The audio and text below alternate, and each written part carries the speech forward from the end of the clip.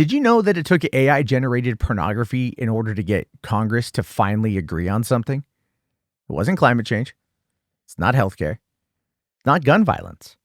Deep fake smut. That's what did it. And now they've rushed out a law so broad and twitchy it could end up nuking more memes than it stops creeps. They're calling it the Take It Down Act, but let's be real. It's more like the Take Down Everything, even slightly risky, and hope no one sues us act. Signed into law by President Donald Trump on May 19th, 2025, the shiny new piece of legislation is being paraded around like a moral victory. A federal law cracking down on AI-generated revenge porn, deep fake nudes, and non-consensual sexual imagery. Sounds like a win, right? Something both sides of the aisle can actually high-five over without bursting into flames. And for the victims, especially women who have had their faces stitched on to explicit content without consent, it's absolutely a step towards justice. That part shouldn't be and isn't controversial. But here's the thing.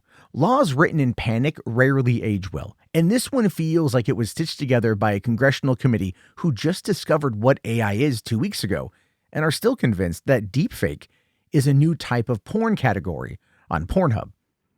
Meanwhile, just to remind you, we live in America. And as of May 20th, there have already been 7 school shootings this year resulting in injuries or deaths. That's 7 incidents in 5 months where kids were actually shot in classrooms or on school buses. In 2024, there were 39 of these. In 2023, there were 38. And yet somehow that still doesn't warrant a legislative consensus. But slap Melania Trump's Be Best branding on an AI porn panic, and suddenly we've got federal criminal penalties on the books faster than you can say content moderation. Let's walk through this mess, shall we? The law that makes it a federal crime to knowingly share non-consensual intimate imagery, real or AI generated. Want to know what the penalties are? Up to 2 years in prison and/or fines if the target is an adult. Up to 3 years in prison if the victim is a minor. Also, if a platform doesn't remove reported content within 48 hours of a victim's complaint, they could face FTC enforcement, civil liability, and a PR nightmare.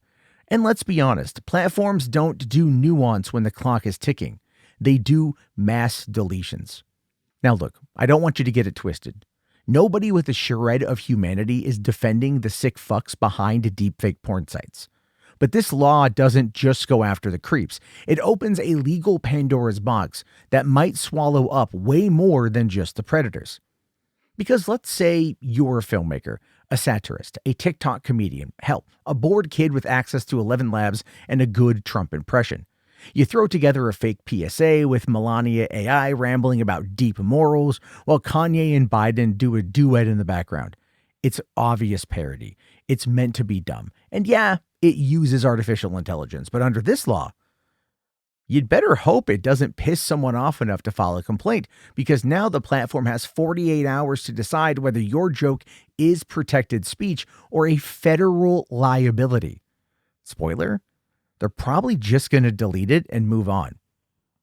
That's the real problem here. It's not the intention of the law, but it's inevitable overreach. The second legal pressure is on the table, platforms stop playing defense and go full nuke mode. The goal is risk avoidance, not fairness.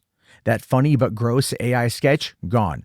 A deepfake art film about public identity, gone. Satirical commentary using real faces to criticize political hypocrisy, bye-bye. The law's wording is vague enough to be terrifying. Non-consensual is a slippery term in digital art.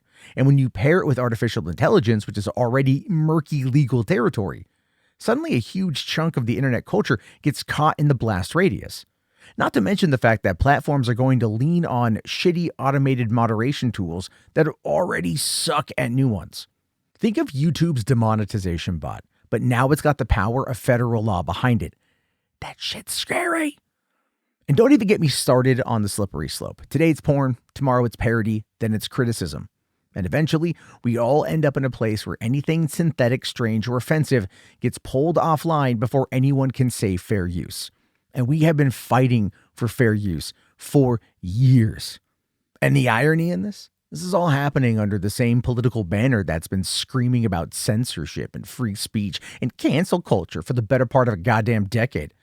The second AI art started targeting them, suddenly regulation is patriotic. Suddenly it's about morality, protecting children, restoring decency.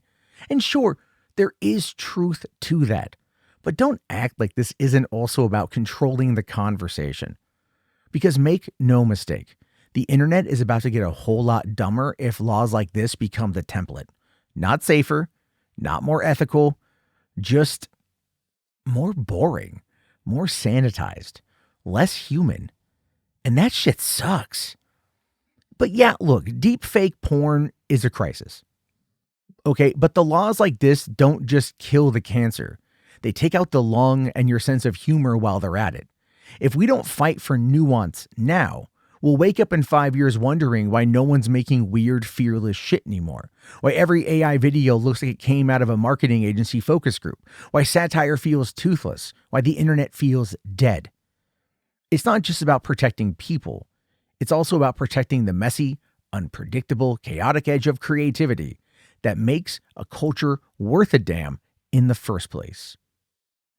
But I'm curious to know your thoughts, your opinions on this. Let me know in the comment section. Please like and subscribe. I'll talk to you guys later. My name is Matt.